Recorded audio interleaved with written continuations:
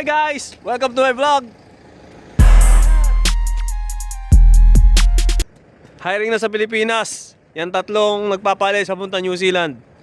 YWA, 21st Century at Lewis International Manpower.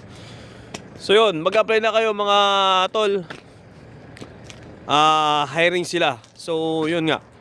In case kasi na hindi makapasa ang halos lahat ng mga driver dito sa English test, maaaring mapalitan kami mismo.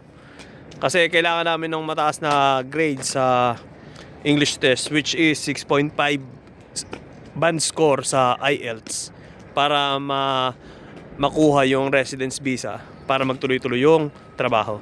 Pag hindi namin nakuha yun, kailangan namin umuwi ng Pilipinas ng 1 taon bago uli makabalik ng New Zealand, bago makapag-apply uli ng New Zealand. So, kailangan nila ng mga driver dito sa New Zealand kapag hindi kami nakapasa, syempre. So, maraming driver ang kasi alam mo naman, hindi halos karamihan ng Pilipino o mga average ang English. So, yun. Hiring sa 21st Century, sa Lewis at sa YWA. Yun. So if you want to be part of the team, you have to apply on that particular agency in the Philippines, okay? Okay. So here's the requirements.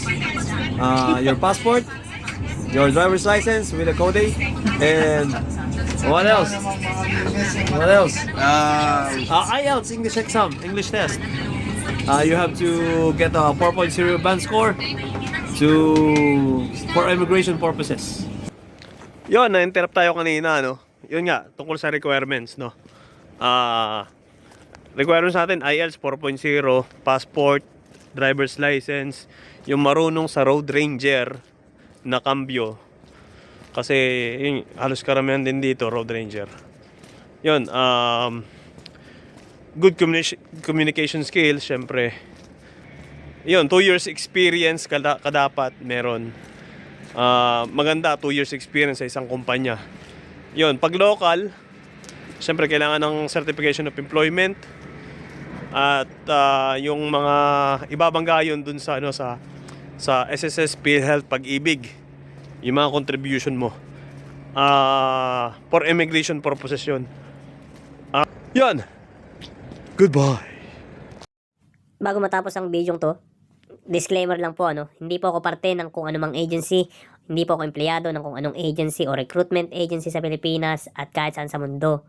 Nagbibigay lang po ako ng impormasyon para malaman ng mga kabady natin na trailer driver at truck driver na may hiring sa agency ganito.